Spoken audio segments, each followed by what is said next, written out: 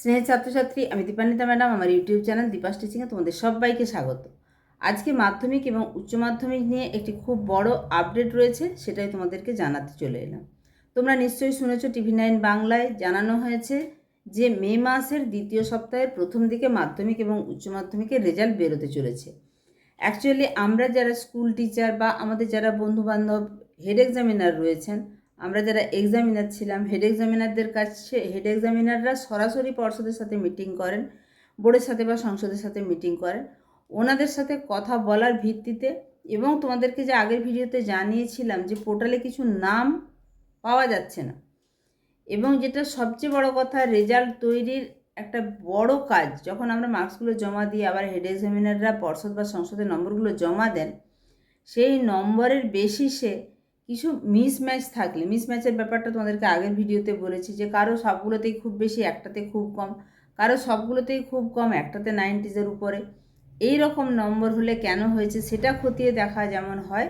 আবার 90% বা 92, 93%-এর বেশি পেয়েছে এরকম খাতাগুলোও কিন্তু আবার বারবার করে রিভিউ করা হয়।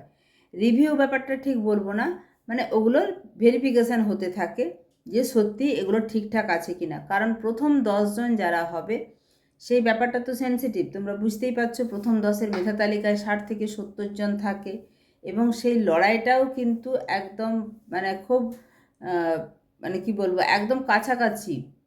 0.5 মার্কসের, 1 মার্কসের ডিফারেন্সে কেউ যদি 10 থেকে বেরিয়ে যায়, 10-এর মধ্যে থাকাতে আমরা জানি সরকারি দিক থেকে অনেক সুবিধা যেমন পাওয়া যায়, এটা একটা সংসদ বা বোর্ডের তরফ থেকে বিশাল বড় লোগো যে আমি মেধা তালিকায় প্রথম 10-এর মধ্যে রয়েছি। ফলে এই যে ব্যাপারগুলো, এগুলো কিন্তু খুব খুঁটিয়ে দেখার ব্যাপার রয়েছে।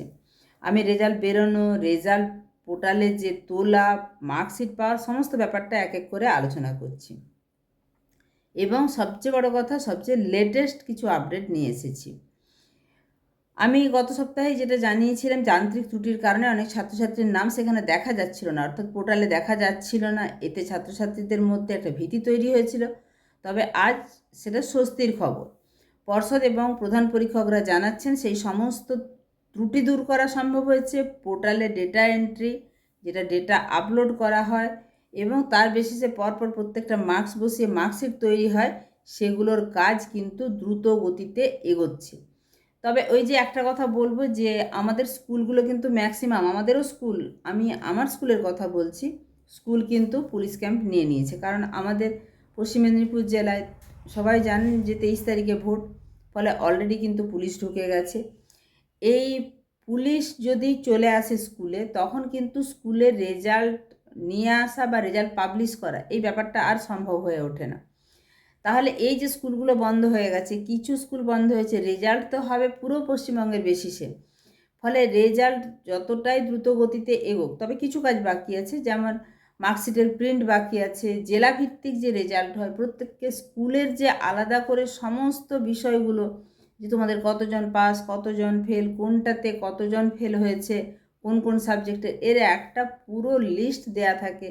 সেই লিস্ট, অর্থাৎ স্কুল ভিত্তিক লিস্ট, সেগুলো কিন্তু করা বাকি, কিন্তু সেগুলোতে বেশি সময় লাগবে না, 15 দিনের মধ্যেই হয়ে যাবে। এবার বলি, যে জোনটাতে 23 তারিখে ভোট, সেখানে অলরেডি প্রায় সমস্ত স্কুলগুলোই পুলিশ ক্যাম্প হয়ে গেছে। আবার 29 তারিখে আমাদের এখান থেকে পুলিশ গিয়ে 29 তারিখে যেই সমস্ত স্কুলগুলোতে ভোট হবে সেখানে পুলিশ ক্যাম্প হবে।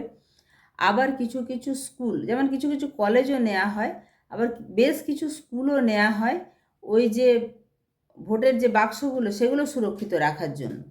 সেটা কাউন্টিং হবে 4 তারিখ। ফলে এর মধ্যে স্কুলগুলো পাওয়া খুব মুশকিল হয়ে যাচ্ছে। সেটাই শুধুমাত্র মানে এই দিন 15 হাতে পেলে, অর্থাৎ এই এপ্রিলের লাস্ট উইকে রেজাল্ট বেরিয়ে যেত। প্রথমে যে দ্রুত গতিতে কাজ করতে শুরু করেছিল, এবং আমি আবারও বলছি, বোর্ড কিন্তু মিটিংয়ে জানিয়েছিল যে এইবারে আমরা এপ্রিলের 10 তারিখের মধ্যে রেজাল্ট বের করে দেব। সেটা তো হলোই না। সে নিয়ে আমি নিজে আমার চ্যানেল থেকে ক্ষোভ উগরে দিয়েছি, কারণ এতে স্টুডেন্টরা পড়ার সময় পায়নি। মাধ্যমিকের স্টুডেন্টরা পড়ার সময় পেয়েছে, কিন্তু এইচএসের 3rd সেমিস্টারের পরে 4th সেমিস্টারে কিন্তু সেভাবে পড়ার সময় পায়নি। যাই হোক, এবার যেটা সবচেয়ে গুরুত্বপূর্ণ খবর, রেজাল্ট কি এই যে TV9 বাংলা বলেছে যে মে মাসের দ্বিতীয় সপ্তাহের প্রথম দিকেই বেরোবে, সেটা কি ঠিক? একদমই ঠিক, কারণ আমাদের কাছে যে খবর অবশ্যই সাংবাদিকদের কাছে, বিশেষত বড় চ্যানেলগুলোর কাছে একই খবর থাকবে যে রেজাল্টের কাজ কিন্তু বেশ ভালো রকমভাবেই এগোচ্ছে। যেটা একদম মাঝখানে আমরা কোনো খবর পাচ্ছিলাম না সেরকম ব্যাপার নয়। এখন তোমাদেরকে অনেকগুলো তথ্য দিলাম যে কোন কোন কাজগুলো চলছে। পোর্টালে সমস্ত নাম পাওয়া গেছে এবং ডেটা এন্ট্রিও হচ্ছে। এবার মার্কশিট প্রিন্টের কাজ বাকি আছে। এবার এই যে স্কুলগুলো ক্যাম্প করে নিলে এটা কিন্তু ছাত্রছাত্রীদের নিরাপত্তার প্রশ্নেই এই স্কুলগুলোকে এই সময় কোনো কাজে আমরা যারা স্কুলের শিক্ষক শিক্ষিকা বা ছাত্রছাত্রীরা আমরা যাইও না এবং স্কুলগুলো ব্যবহার করার আমাদের কোনো সুযোগও থাকে না। এবার যদি তোমাদেরকে বলি যে কেন এই দেরিটা হলো, এই দেরিটার ব্যাপারে বলবো, যদিও উচ্চ মাধ্যমিকে সময় পায়নি বলছি, কিন্তু উচ্চ মাধ্যমিক শিক্ষা সংসদ থার্ড সেমিস্টারের রেজাল্ট নিয়ে এবং থার্ড সেমিস্টারের প্রশ্নপত্র নিয়ে কিন্তু বেশ জেরবার হয়েছে, যাতে আর কোনো রকমভাবে সংসদের মুখ না পড়ে বা কোনো রকম বিতর্কের মুখোমুখি হতে না হয়। এবং এই যে সেমিস্টার সিস্টেম, এটা কিন্তু প্রথম সিস্টেম এবং সংসদ চাইবে যে আমরা যে সিস্টেমটা এনেছি সেটা ফলপ্রসূ হোক, কার্যকরী হোক এবং সফলতার সঙ্গে এগিয়ে চলুক। ফলে এই সেমিস্টার সিস্টেমের কোনো গাফিলতি যাতে আর নতুন করে ধরা না পড়ে, সেই জন্য কিন্তু বারে বারে ভেরিফিকেশান বা রেজাল্টটা সংসদের তরফে রিভিউ করা হচ্ছে। এবার সবসময় মাধ্যমিকের রেজাল্ট আগে বেরোয়, তারপরে এইচএসের রেজাল্ট।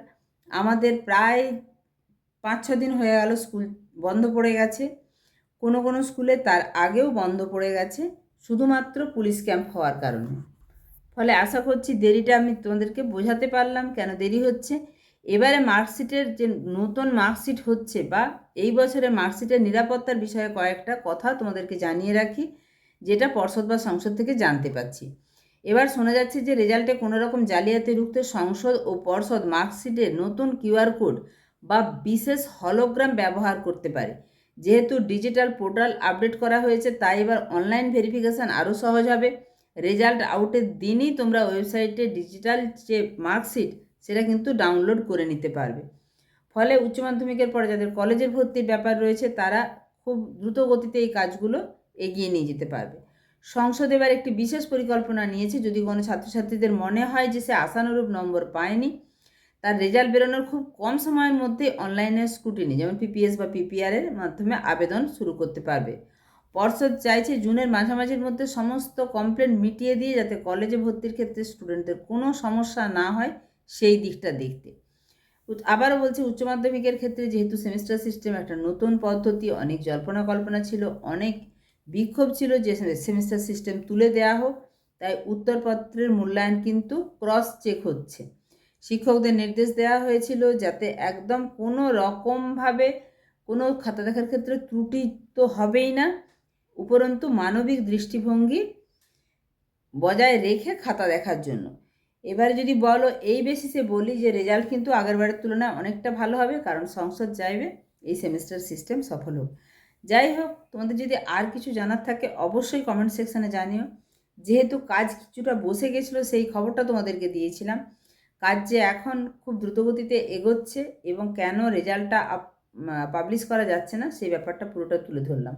তাও যদি তোমাদের কিছু জানার থাকে অবশ্যই কমেন্ট সেকশানে কমেন্ট করো, তোমাদের মতো করে আমি কিন্তু উত্তর দেব। ঠিক আছে।